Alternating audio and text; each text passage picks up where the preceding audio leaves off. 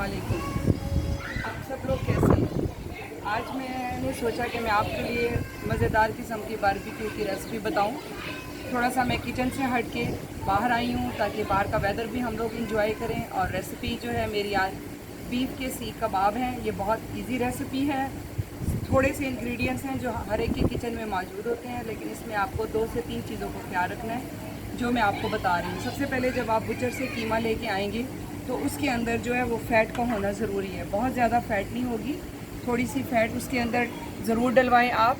और बुचर से कहें कि वो 2 दफ़ा आपको वो कीमा अपनी मशीन में से निकाल के दे दे। इसके अलावा जब भी आप कीमा यूज़ करेंगे वो फ्रेश लेना है आपने, फ्रोज़न कीमा यूज़ नहीं करना कि उसमें बहुत ज़्यादा मॉइस्चराइज़ हो जाएगा। 2 चीज़ें। और इसके अलावा जब आप इसको मैरिनेट कर लेंगे तो आपने इसको 3 से 4 घंटे के लिए अपने फ्रिज में रखना है।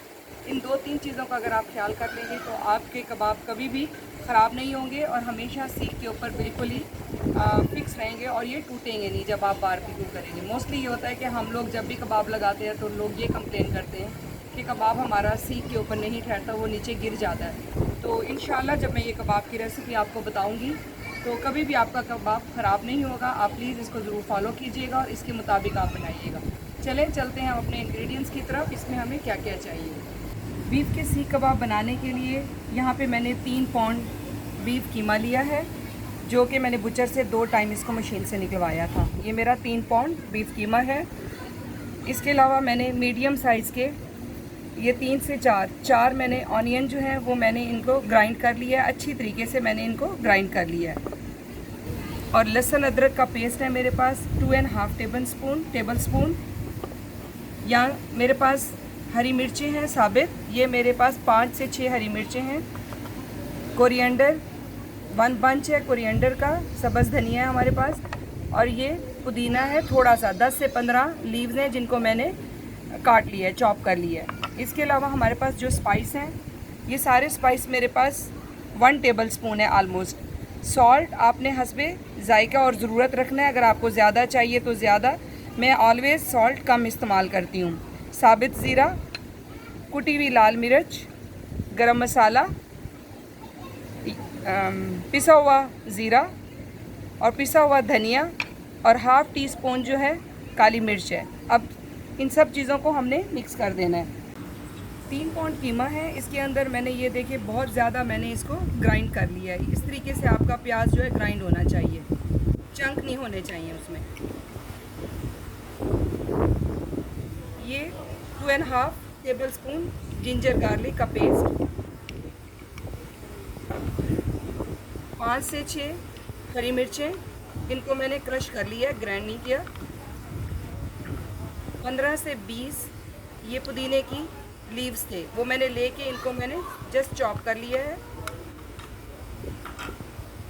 और ये मेरे पास धनिया है सब्ज़, ये भी मैंने चॉप किया, इसको ग्राइंड नहीं किया। सफ़ेद ज़ीरा 1 टेबल स्पून, सॉल्ट हस्बे ज़रूरत हस्बे जायका 1 टेबल स्पून, लाल साबित मिर्च 1 टेबल स्पून। जो आपने हरी मिर्च है और लाल मिर्ची हैं ये आपने अपने टेस्ट के हिसाब से रखनी है। 1 टेबल स्पून धनिया पाउडर, 1 टेबल स्पून ज़ीरा पाउडर, हाफ़ टी स्पून गरम मसाला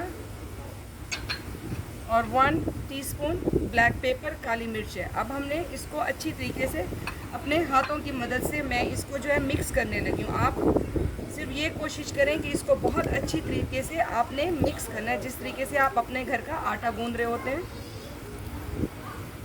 अब आप देखें इस अच्छी तरीके से मैंने इसको हाथों की मदद से मिक्स कर लिया है।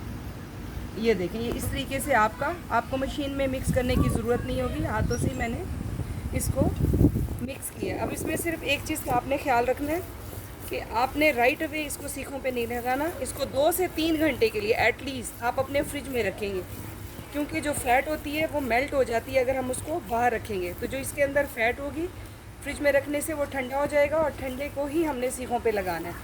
अब इसको मैं 2-3 घंटे के लिए फ्रिज में रखने लगी हूँ। कीमा मैंने 2 से 3 घंटे के लिए फ्रिज में रखा था। अब आप इसको देख लें, ये ठंडा हो गया और मैं आपको बताती हूँ कि हमें सीखों के ऊपर कबाब किस तरह लगाने हैं। सीखें मैंने ये मोटी ली हैं, थिन सीखों के ऊपर ये कबाब सही नहीं लगते। एक बाउल में मैंने पानी ले लिया है।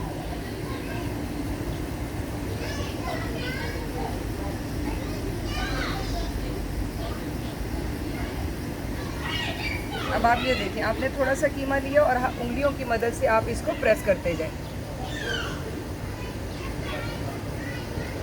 थोड़ा सा मैं और ले लिया, इसमें ऐड कर लें अगर आपको चाहिए। ये आपने इस तरीके से आपने लगाने हैं, हल्का सा पानी लगाएं। पानी लगाने से कबाब और सॉफ्ट होता है, बहुत हल्का पानी लगाना है। ये आप देखें।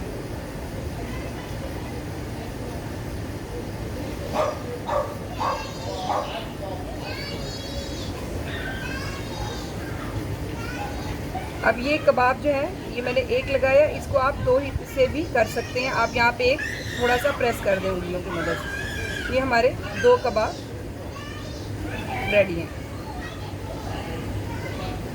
ये देखिए, ये सीख रेडी है।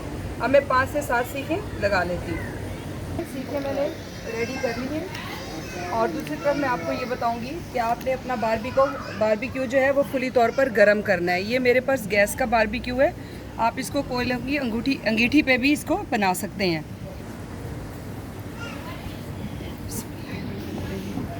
अब मैं इन सीखों को रखने लगी हूँ।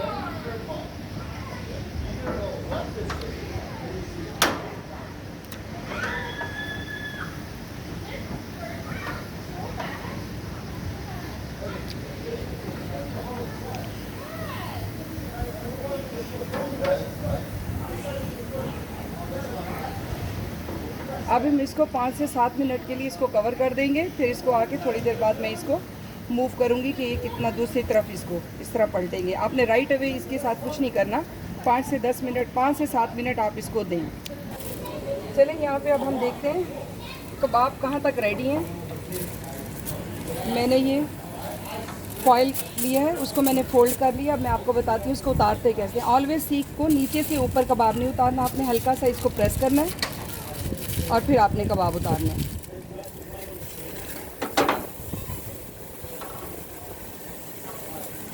वो तो नहीं आ रही।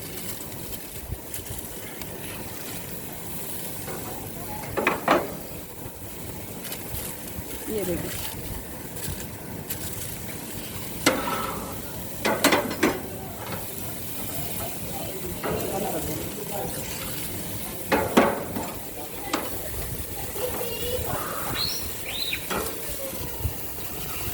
सिज़लर को रेडी किया है। इसके अंदर मैंने हल्का सा ऑयल डाला है और प्याज काट दी है, ताकि जब मेरे कबाब रेडी हो जाएंगे तो फिर मैं इसके ऊपर रख दूँगी।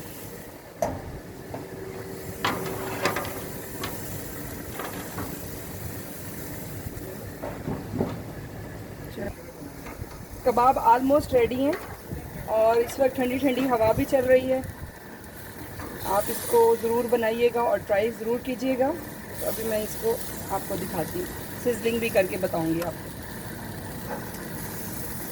ये मैंने सिजलिंग करने के लिए ये बनाया है। इसमें आपने 3 चीज़ें डालनी हैं, पानी, लेमन जूस और ऑयल। ये तीनों सेम क्वांटिटी इसकी होनी चाहिए, ये सिजलिंग के लिए। अब ये देखें कबाब रेडी हैं और हमने इसके ऊपर हल्का सा ये सिजलर कर दिया इसको। ये बीफ के कबाब, इसको आप ग्रीन चटनी, इमली की चटनी और किसी भी चीज़ के साथ इसको एंजॉय कर सकते हैं। और जो है इसको बनाएं, खाएं और फिर मुझे इसका फीडबैक ज़रूर दीजिएगा। इंशाल्लाह फिर मैं नेक्स्ट रेसिपी के साथ आपके पास आऊँ। अल्लाह हाफ़िज़।